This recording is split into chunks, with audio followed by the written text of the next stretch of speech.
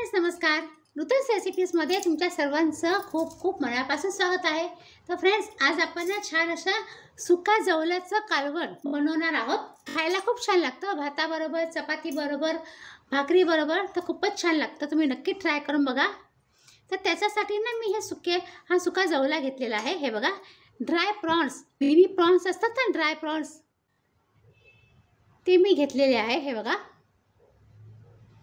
हा सुका जवळा आहे तुम्ही घेतलेला आहे. तुम्ही एक बॉल भरून घेतलेला आहे. तुम्ही तुमच्या घरात किती मेंबर्स असतील ना त्याप्रमाणे तुम्ही घेऊ शकता. तर आपण सुक्या जवळ्याला आधी छान असं भाजून घ्यायचं आहे. भाजल्यानंतर छान असं आपण त्याला साफ करून घ्यायचं आहे चाळणीमध्ये आणि मग धुवून घ्यायचा. धुवून नंतर भाजायचा नाही, आधी भाजून घ्यायचा आणि मग धुवून घ्यायचा आपण. आणि ह्या आधी ना मी मालवणी जत्रेमध्ये जो जवला पाव बनतो ना तसा जवला पावची रेसिपी पण मी शेअर केली आहे. त्याची लिंक मी तुम्हाला देऊन ठेवेन, तुम्ही नक्की तिथे जाऊन चेक करा. सुगंध यायला लागला ना की मग आपण गॅस बंद करायचा आणि मग हे चाळून घ्यायचं आहे. तर हा बघा फ्रेंड्स, आपला सुका जवला छान असा भाजला गेलेला आहे.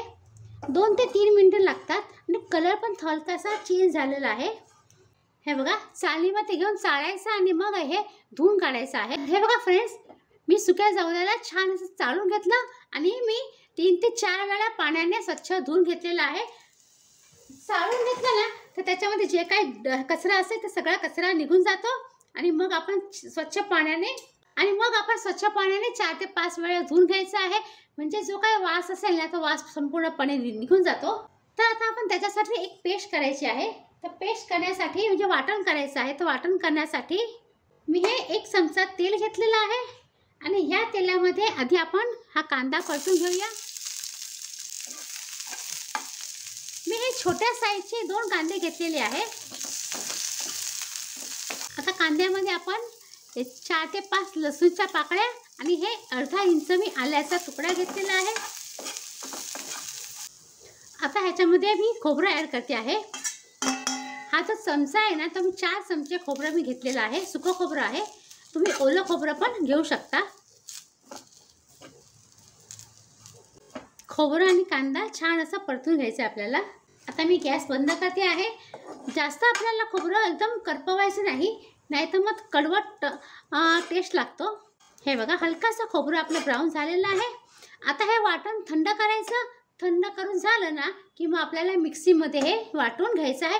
एकदम बारीक पेस्ट करायची आहे. तर आता हे थंड झालेलं आहे. आता आपण वाटून घेऊया.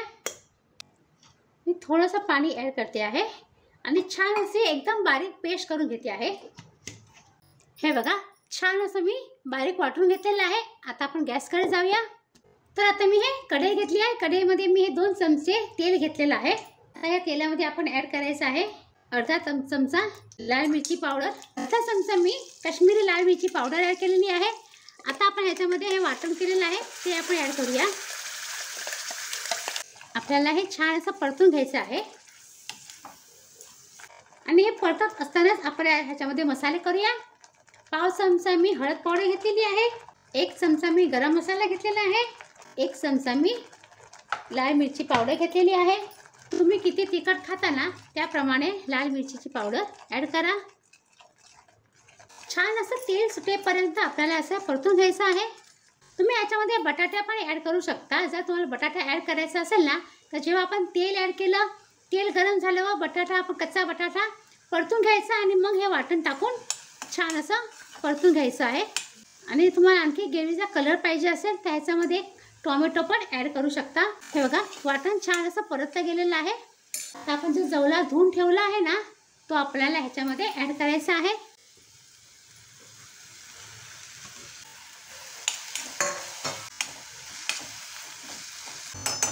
आता तुम्हाला किती ग्रेव्ही पाहिजे ना त्याप्रमाणे तुम्ही ह्याच्यामध्ये पाणी ॲड करा. मी मिक्सी जारमध्ये अर्धा कप पाणी ॲड केलेलं आहे. तुम्हाला भाकरीबरोबर खायचं आहे, भाताबरोबर खायचं आहे त्याप्रमाणे तुम्ही पाणी कमी जास्त करू शकता.